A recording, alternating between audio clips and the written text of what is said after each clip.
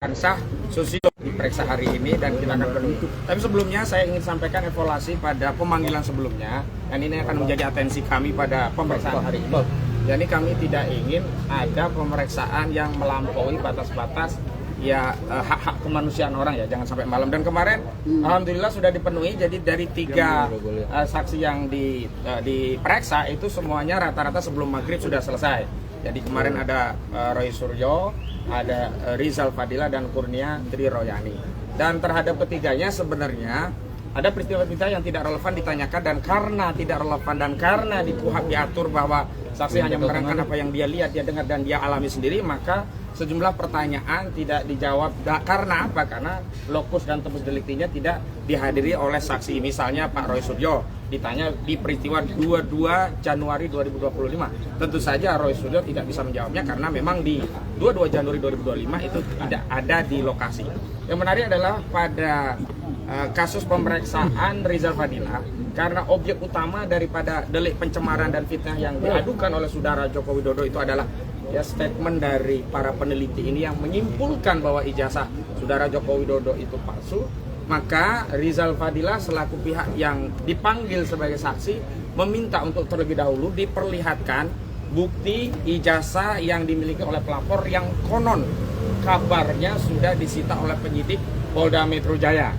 Namun karena ya tidak ditunjukkan barang bukti itu, maka Rizal Fadila kemudian keluar dan pamit untuk tidak diperiksa. Tapi kemudian dipanggil lagi untuk diperiksa di PAP, tetapi sekali lagi ketika masuk pada pertanyaan-pertanyaan yang tidak relevan, saksi Rizal Fadila menyampaikan keterangan keberatan untuk menjawab apa yang ditanyakan oleh penyidik sebelum ijazah yang diklaim sudah diserahkan oleh pelapor yakni saudara Joko Widodo kepada penyidik Polda Metro Jaya itu diberitahu atau ditunjukkan.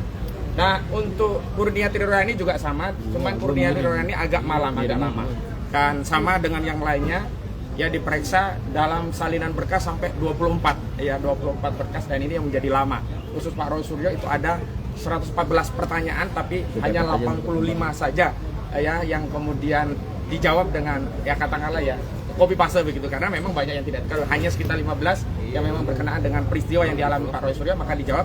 Selebihnya Pak Roy juga berkeberatan karena memang tidak ada dalam peristiwa-peristiwa yang ditunjukkan. Apa peristiwanya? Yakni sebenarnya peristiwa-peristiwa itu masuk kategori kemerdekaan berpendapat di hadapan publik yang itu dijamin dalam pasal 28 Undang-Undang Dasar 1945. Apa ya? Sebelah podcast, statement baik yang ada di depan Barreskrim, di TV, di iNews, ada dari iNews ya? Ya, statement di iNews pun dipersoalkan begitu ya.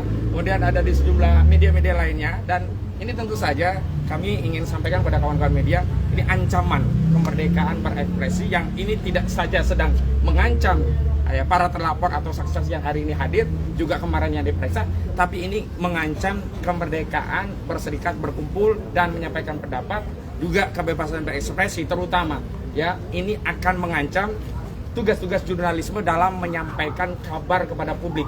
Padahal banyak saksi yang hadir itu dia hanya nyuting, hanya mengupload dan kemudian menyebarkan, tidak terlibat dalam statement di acara-acara yang diadakan atau statement-statement dari tokoh-tokoh yang berkenaan, tapi tetap saja ditarik sebagai pihak. Bahkan di klaster kedua itu ada 12 terlapor, kalau sebelumnya hanya 5 terlapor yang sebelumnya juga tidak disebutkan nama secara lengkap, hanya inisial yakni ES, ya RS, RES, TT dan K. Tapi kemudian kita tahu hari ini ada 12 terlapor yang juga tidak diakui oleh saudara Joko Widodo sebagai pihak yang mencemarkan dirinya.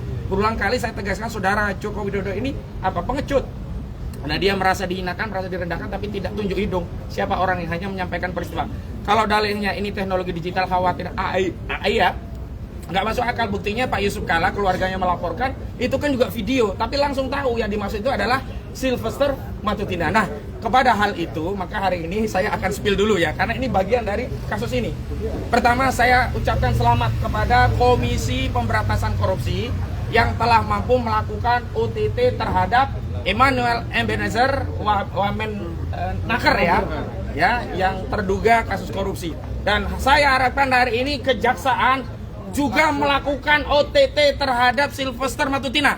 Apa itu OTT? Operasi tangkap terpidana ya.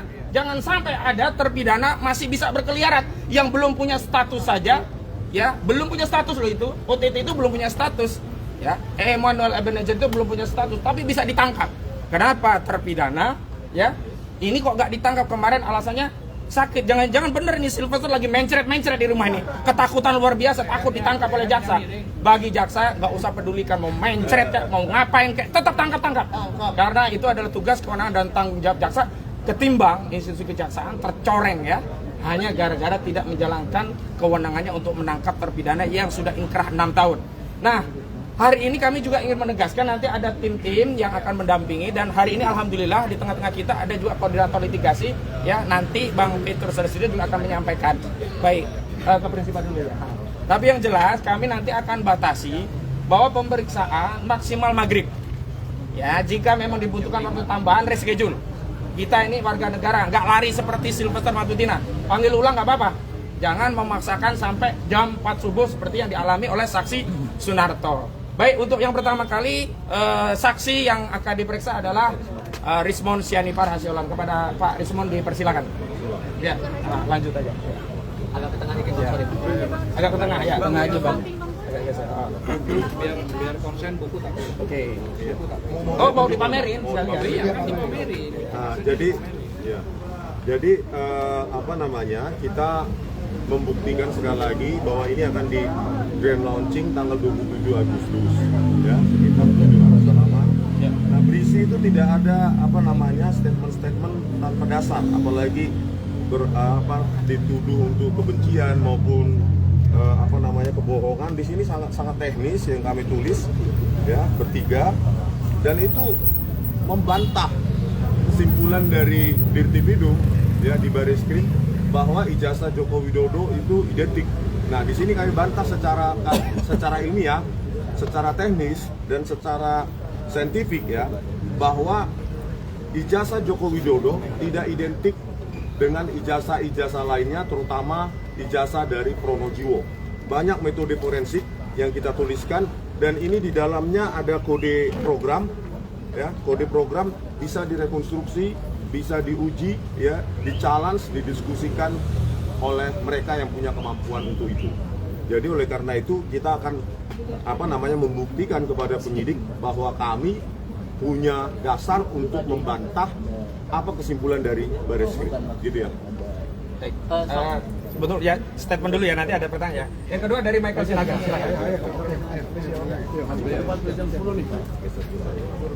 Ya, kawan-kawan jurnalis, teman-teman seprofesi saya adalah jurnalis yang sudah memegang kartu wartawan utama dari Dewan Pers sejak 2017. Jadi daripada kita bertanya-tanya hal-hal yang tidak jelas, saya ke dalam hanya akan menjelaskan kegiatan saya secara profesional. Apa yang saya lakukan selama ini adalah kegiatan profesional sama yang dilakukan oleh kawan-kawan sekalian di sini. Bagaimana rasanya kalau kawan-kawan sekarang yang di sini dipidana akibat memberitakan ini? Itulah yang saya alami. Yang saya alami itu adalah memberitakan, mau itu namanya podcast, mau itu namanya di TV, mau itu namanya di koran, itu sama-sama kegiatan jurnalistik. Dan semuanya dilindungi oleh Undang-Undang Pers 40 tahun 99, pasal 3 ayat 4, yaitu, atau pasal 4 ayat 3 ya, nanti cari sendirilah. Artinya kita bebas mencari informasi, menggali informasi, menyebarkan informasi, selama berita itu tidak bohong. Kalau berita itu bohong bagaimana? Maka akan ada teguran dari Dewan Pers. Sentana sebagai koran sudah beberapa kali mendapat teguran seperti itu, dan dipanggil ke Dewan Pers, dipertemukan dengan pihak yang tidak terima akan sebuah berita.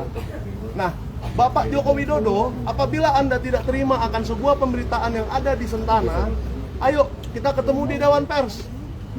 Saya tidak pernah lari, saya tidak pernah keluar kota sih beberapa kali ya selama beberapa bulan ini, tetapi saya tidak pernah mangkir, tidak pernah lari. Dipanggil Polda, ayo, nggak apa-apa. Tetapi mungkin penyidik tidak senang dengan jawaban-jawaban saya, tidak puas dengan jawaban saya, karena lagi-lagi jawabannya adalah saya menjalankan profesi saya. Bayangkan bagaimana kalau ada seorang dokter yang menolong seseorang yang terkapar di pinggir jalan, dipidana. Bagaimana kalau ada seorang pengacara sedang membela klien, dipidana. Itu sama dengan saya sebagai jurnalis yang sedang memberitakan sesuatu, dikriminalisasi itu namanya. Jadi ini adalah sebuah kriminalisasi terhadap jurnalis, dan saya harap PWI, AJI, Dewan Pers, dan semua bersuaralah. Mau sampai kapan seperti ini? Apakah Indonesia ini mau kembali ke Orde Baru? Karena Orde Barulah yang membuat seperti ini, di mana pers itu selalu dibredel, selalu dihalangi. Mungkin kawan-kawan di sini masih muda-muda, belum mengalami. Saya juga waktu itu masih kecil, tetapi saya melihat sendiri bagaimana kantor-kantor berita, kantor-kantor jurnalistik, kantor-kantor media-media, koran-koran itu dilarang untuk memberitakan yang negatif tentang Soeharto. Apakah Jokowi ini lebih parah dari Soeharto? Jangan-jangan dalam hal tidak boleh diberitakan secara negatif. Padahal tidak ada yang negatif, ini kan penelitian nih. Silakan buku ini tinggal dibeli. Inilah isi podcast kami kemarin. Tidak ada yang berbeda dari itu. Ya, jadi saya tidak, saya mencari di manakah tempat kelahirannya Pak Jokowi, tempat KKN dan segala macam. Tapi itu kan informasi. Kalau memang tidak benar, katakan tidak benar. Silakan Pak Jokowi undang saya ke Dewan Pers dan kita akan berbicara di sana. Tetapi sejauh penyidikan di Polda ini menurut saya tidak pas dan tidak cocok untuk sesuatu yang kegiatan profesional seorang jurnalis seperti ini. Demikian. Baik, sekarang Ian. Ini saksi yang ketiga yang diperiksa. Ini Bang Ian nih, sama jurnalis Oke, juga. terima kasih teman-teman sudah bersedia hadir untuk memberitakan soal polemik ini. Dalam artian saya datang ke sini ini yang pertama kali untuk penyidikan, jadi saya juga belum tahu nantinya akan ditanya atau diperiksa soal apa aja. Tentunya karena saya jurnalis, profesinya mirip seperti teman-teman di belakang kamera. Tiba-tiba hari ini saya diundang dan diminta keterangan, tapi saya datang.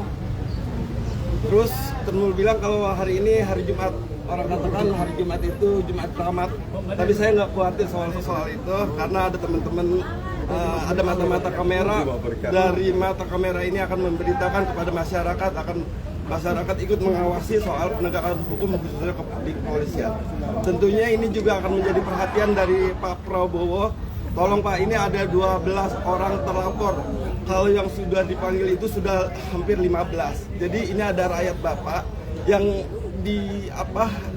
terjerat dalam polemik ijazah Pak Jokowi, mantan presiden. Tetapi saya berharap presiden juga dalam artian sebagai bentuk perhatian pemerintah turut memberikan perhatian dalam polemik ini, Pak. Karena dari 12 ini berbagai macam profesi, ada peneliti, ada advokat, ada jurnalis termasuk saya, ada juga seorang dokter yang dulunya pernah praktek punya klinik, itu juga diminta jadi keterangan. Jadi dengan pernyataan ini di depan kamera saya meminta Pak Presiden Prabowo sebagai pemerintah hadir untuk melerai soal polemik ijazah ini. Terima kasih. Bang Azam ada mau sampaikan juga ya? Ya. Habis ini langsung pemeriksaan. Iya, jadi gini ya, kalau kita ngacu pada pasal 28F Undang-Undang Dasar 1945, itu saluran apa saja yang menyampaikan boleh, dan itu diperkuat dengan Undang-Undang 14 tahun 2008 tentang KIP ya, keterbukaan informasi dan publik. Jadi siapapun boleh menyampaikan dan jangan ada kriminalisasi. Terkait dengan pers, itu ada MOU 03 tahun 2022 itu antara Polri dan Dewan Pers, bahwa kesepakatan di situ jurnalistik atau wartawan tidak boleh dikriminalisasi, ya, kecuali menyampaikan dulu prosesnya ke Dewan Pers. Jadi clear kalau soal ini. Kalau ini dipaksakan berarti menabrak undang-undang, menabrak aturan, menabrak MOU dan semuanya. Saya kira itu saja. Cukup ya? Soal ini kan kasusnya sudah naik sidik. Apakah tidak ada kekhawatiran bahwa nanti status teman-teman yang Saya mau tegaskan ya, jangankan sidik yang sudah tersangka, Firly Bahuri aja masih bebas berkeliaran. Yang sudah terpidana, yang namanya Sylvester Matutina aja masih bebas melenggang. Kita yakin gak akan naik tersangka karena memang kita sedang menyampaikan pendapat, bukan sedang melakukan kejahatan seperti yang dilakukan oleh Firly atau Sylvester Matutina. Itu ya. Bang Respon, Ya. ada kekhawatiran nggak? Kalau ini kan kasus sidik. Saya nggak apapun yang terjadi saya tidak akan pernah mundur 1 inci pun. Ya, Basis tentunya. kita itu ilmiah, ya. Jadi di Indonesia ini hak peneliti itu juga bagian dari hak asasi manusia, ya kan? Kita berhak untuk meneliti apapun tanpa harus perlu otoritas dari kepolisian. Karena itu merupakan pertanyaan juga pada saat saya diklarifikasi sebelumnya. Oke? Sehingga dorongannya berarti masih menolak kalau disebut dugaannya adalah ujaran kebencian terhadap Pak Jokowi, gitu ya? Loh, Masa kajian ilmiah kebencian hanya karena kesimpulan dari penelitian tersebut tidak menyenangkan Pak Jokowi? Ya kan? Kita harus di Republik kita yang besar ini harus menjamin kebebasan meneliti bagi para peneliti. Oke? Ada lagi sebelum masuk? Ya. Walaupun kemudian ini masih tetap diprotes ya Bang ya, isi buku Jokowi Paper ini dibilang tidak ilmiah dan semacamnya. Protesnya apa? Protesnya lewat buku dong. Pakai dalil ilmiah enggak. Nanti kan 27 Agustus kita grand launching. Kalau ada yang memprotes, protesnya harus beradab. Lewat buku juga, ya. Oke, Pak. Cukup ya? Oke, makasih semuanya.